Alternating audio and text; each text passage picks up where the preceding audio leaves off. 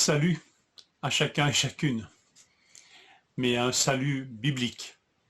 J'espère que vous comprenez ce que je veux vous dire. Je lis avec vous deux versets dans le chapitre 16 des Actes. Verset 6. Empêchés par le Saint-Esprit d'annoncer la parole en Asie, ils traversèrent la Phrygie et la Galatie, arrivés près de la Mysie, se préparaient à entrer en Bithynie, mais l'Esprit de Jésus ne le leur permit pas. Je ne suis pas devenu un guide touristique, je ne vous fais pas parcourir l'Asie mineure, la Turquie d'aujourd'hui. Mais j'ai essayé d'incorporer une petite carte dans cette vidéo pour que vous puissiez peut-être prendre un peu de temps pour voir ces régions et puis peut-être y revenir par la suite. Maintenant, vous avez peut-être une excellente carte à la fin de votre Bible, ben revenez-y pendant la journée. Deux fois, le Saint-Esprit s'oppose à une direction prise par les apôtres.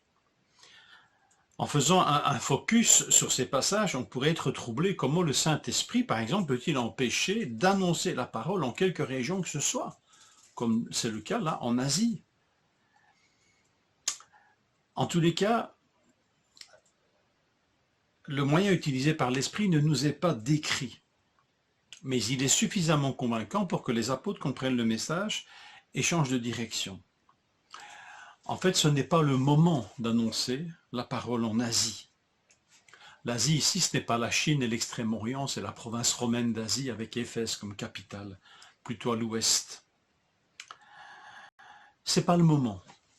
C'est intéressant parce que pour les apôtres, c'est déjà une belle leçon, bien que là, ils soient réorientés, alors qu'un champ missionnaire leur paraissait évident devant eux.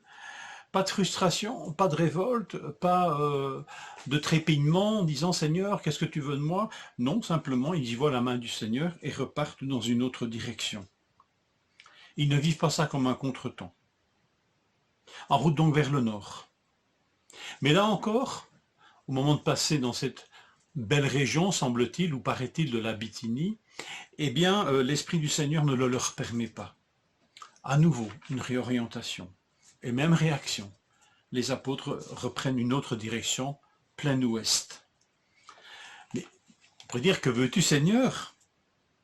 Alors c'est là que je vous invite à regarder cette petite carte, quelques secondes.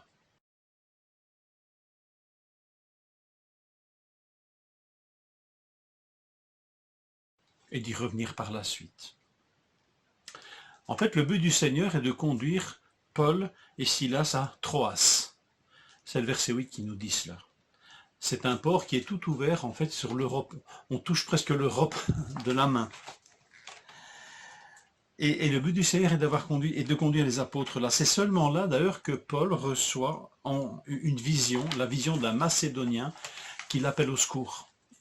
Donc il l'invite à traverser ce bras de mer, ce morceau de mer pour aller finalement en Europe. Parce que c'est là le champ missionnaire désigné par Dieu à Paul et à Silas, c'est l'Europe, c'est la Grèce, c'est le berceau de la culture dominante de l'époque. Cette prochaine étape, c'est celle-là. Et on verra ça dans la suite de la lecture, ce sera donc la ville de Philippe. Alors pourquoi, Seigneur, tu n'as pas communiqué cette destination de Troas dès le début? Pourquoi est-ce que Paul a dû faire ce long voyage, ces deux redirections, avant d'arriver à Troas? Pourquoi, Seigneur, ne lui as-tu pas donné cette vision à Antioche? D'Antioche, ben, va à Troas. Alors, je ne sais pas si j'ai une explication convaincante ni suffisante. En tout cas, c'est pas parce que Dieu se désintéresse, ces deux revirements, par exemple, c'est pas parce que Dieu se désintéresse de l'Asie que Paul visitera finalement. C'est pas parce que Dieu se désintéresse de la Bithynie qui sera finalement évangélisé, comme le souligne la première épître de Pierre, où il salue notamment les disciples qui sont en Bithynie. Donc l'évangile y a été annoncé, et par quelqu'un d'autre que Paul. On peut dire de tout cela que finalement tout est question de temps, le temps de Dieu. À ce moment où Paul est redirigé vers le nord, ce n'était pas le temps de visiter la province de l'Asie et d'y annoncer l'évangile, mais ce sera le temps plus tard, pour le même Paul. Pour la Bithynie, ce sera d'autres qui s'en occuperont. C'est la richesse des appels du Seigneur. Nous ne sommes pas seuls dans le champ missionnaire et Paul n'était pas seul non plus. Alors voilà, le temps de Dieu, la richesse des dons de Dieu. Nous ne sommes pas seuls, Dieu nous conduit, mais il suscite d'autres missionnaires, il y en a d'autres qui feront mieux que nous, dans d'autres régions. L'important, c'est que nous soyons en route et que nous allions là où le Seigneur nous veut, et finalement, le Seigneur veut Paul à Troas. Dieu nous conduit à coup sûr là où il veut que nous soyons. Et comme Paul, nous pouvons ne jamais entrer dans certaines régions, comme lui n'est jamais entré en Bithynie, semble-t-il. Donc il y a pour nous des rêves, des professions, des voyages, des vocations que nous ne connaîtrons jamais. Acceptons-le, ne vivons pas dans des regrets éternels et dans des, je ne sais pas quoi, des remords ou des regrets, je ne sais quoi. Acceptons simplement que le Seigneur nous a conduits d'une autre manière. Mais comme Paul, il y a aussi des régions que nous avons pas pu dans lesquelles nous n'avons pas pu entrer, mais dans lesquelles Dieu nous voudra par la suite. Alors c'est ça, la beauté de la vie avec le Seigneur. Il y a encore des portes ouvertes dans toutes les vies possibles. C'est plus tard. Comme lui, comme pour Paul, j'espère que nous sommes convaincus qu'il y a des Troas pour nous.